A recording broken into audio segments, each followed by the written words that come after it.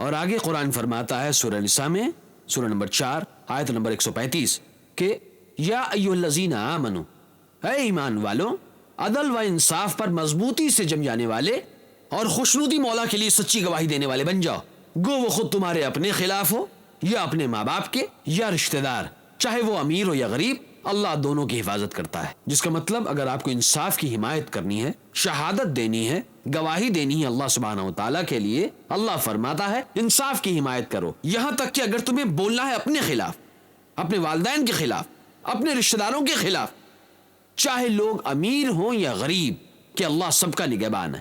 اس کا مطلب جب بات انصاف کی ہو، سچ کی ہو، انصاف کہیں بڑا ہے خونی رشتوں سے۔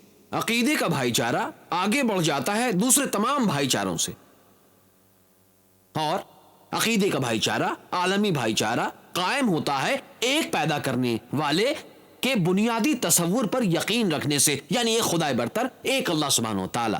تمام مذہب یہی سبق دیتے ہیں ہمیں۔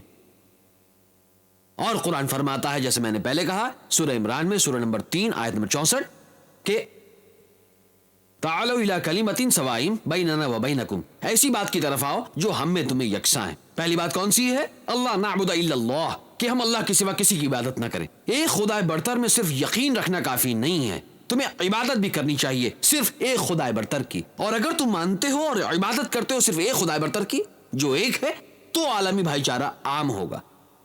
بغیر ایک خدائے برتر کے تصور کے بھائی چارہ اور انسانیت عام نہیں ہو سکتی تمام دنیا میں۔